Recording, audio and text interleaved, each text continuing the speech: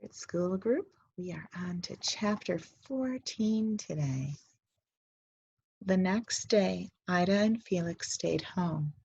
There was no choice. Felix was more happy to work along with his father, helping repair the barns and tend to the sheep in the fields. Ida, however, woke up that morning completely miserable. No teaching, no exams, no high school. No future. She was trapped, and it was her own fault. If only she hadn't spoken to Herbert's father. Though she wanted to, she knew she couldn't lay abed doing nothing. She did her regular chores before breakfast, then took care of the baby when her mother asked her to. The spring sheep shearing had begun. Ida took Shelby up to the loft and tried to entertain him with one of her school books. "I could teach you your ABCs," she offered. The little boy studied her with large, uncomprehending eyes. "A is for apple pie," Ida began, pointing to the letter in the book. Shelby, however, suddenly reached forward and grabbed hold of the page. Ida just managed to keep him from tearing it. "All right," she said with a sigh. "Let's go for a walk." She took the boy's hand, and they made their way, with Shelby waddling from their log house to the stream back behind it. Still hoping to do some reading, Ida brought along her book. At the water's edge, Shelby squatted and placed his hands, palms down, into the water, still cold and high from mountain snow runoff, and laughed. Ida, for safety's sake, sat close behind him watching. She wondered what Tom was doing. Probably, she thought with a pang of envy, printing church circulars or fiddling with his radio, listening to the world. She picked up a book but didn't open it. "Shelby," Ida said, "what am I going to do?" Shelby slapped the water with his hands, making a splash that wet him. First startled, he laughed with delight and did it again. "Slapping the water won't help me," Ida said with a sigh. Leaning back against a tree, she opened her book and tried to read. Every so often, she glanced up to make sure the boy was safe. The result was she read only by bits and pieces, hardly taking in any meaning. The way she was feeling, the words before her seemed empty. She was only staring at the book when she suddenly felt a poke on her left shoulder. Startled, she turned. No one was there. She turned back to her book. Standing in front of her, grinning, was Herbert. "Fooled you!" he cried. "How do you get here?" she asked. "Walked," he said. "Hey, you Ida, or Miss Bidson now?" he asked. "Guess I'm nothing but Ida," she replied glumly. "What are you doing here?" "Nothing," he said. "Just thought I'd come by and say howdy." "Herbert Bixler," she replied. "Don't tell me you walked 7 miles just to say hello." Herbert grinned again. "Maybe I did, maybe I didn't." "That your baby brother?" he asked. "That's Shelby, all right." "See, you got a book. Trying to teach him now?" "Can't use the school, can I?" Ida said, suddenly feeling cross. "Which probably makes you happy." "How so?" "You don't like school." Herbert looked at his feet, wiggled his toes. "Hey," he said, "no kid is going to say they like school, because if they do, other kids will rag on him." "But you don't like it," Ida said accusingly.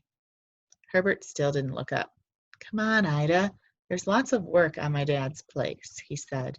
"Just him and me, you know." "I know," Ida said, already sorry she had spoken so sharply. Herbert was quiet for a moment. Then, without looking at Ida directly, he said, "See, my dad, he never had much learning. Sometimes I think he gets fretted up about me knowing more than he does. Worries I'll get uppity. Thinks if I know too much, I might take off. Hightail it somewhere far away, never come back, which I just might do. Someday. Angry old cuss he is. Lonely, too. Is that why he told Mr. Jordan about our school? Herbert looked around. There was no grin on his face now. Guess he did.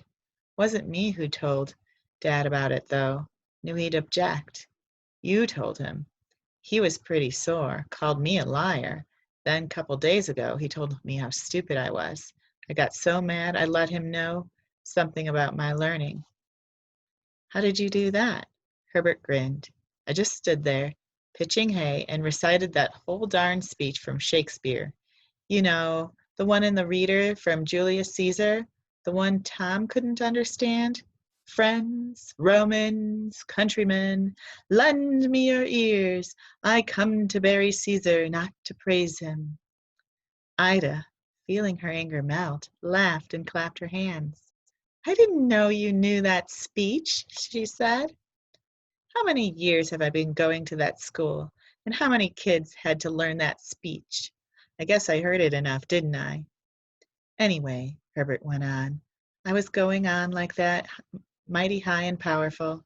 Pretty soon the old man got so mad he just took off. Guess that's when he told Jordan what we were doing. I think he wanted to fix it so I couldn't learn any more speeches. I had studied him. Herbert Bixler, can I tell you something? Sure. You are really smart. How come you won't act it? 'Cause I'm dumb. Ida sighed. How do you know I was down here? She asked. My ma tell you? Nope. She don't know I'm here. I just watched till you showed. Followed you here. Don't mind, do you? No, she said, and you can sit. You've walked a long way. Don't mind if I do. Shelby splashed and laughed. They watched him for a while. Wish I were like that, Herbert said. Why? I suppose you don't know much of anything. I tell you, Miss Bidson, knowing things can worry you deep.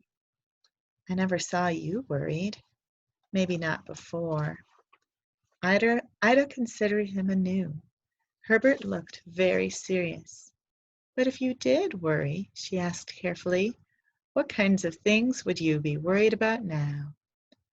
Well, Herbert drawled, suppose a fellow knew there was going to be a school board meeting, and suppose that meeting was to make sure the school stayed shut, and suppose that meeting was going to be held not exactly secret, you see, but real quiet, so people wouldn't know, except for folks like my dad, who don't like schools much. And suppose even my dad bragged to me how there wouldn't be any school for me to go to anymore, 'cause, see, no one who likes schooling would be able to show up to the meeting because they wouldn't know about it. Ida's heart started hammering. Herbert, when's a body to suppose that meeting would take place? I guess he'd suppose it'd be tomorrow evening, 7 sharp, at the schoolhouse, that's what.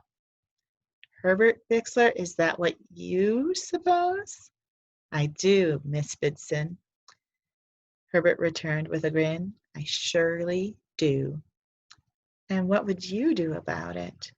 I don't know exactly, but if I was you, I'd do something. Make sure the right people show up. Herbert Bixler, said Ida, smiling. I do like you. I truly do. Not looking at her, Herbert poked at his feet. Better than Tom? Ida blushed, scooped up some water, and flung it at him. Shoo! She cried. Herbert laughed, jumped up, and ran away. Momentarily, Ida looked after him, then grabbed Shelby's hand. Come on, we've got a whole lot of work to do.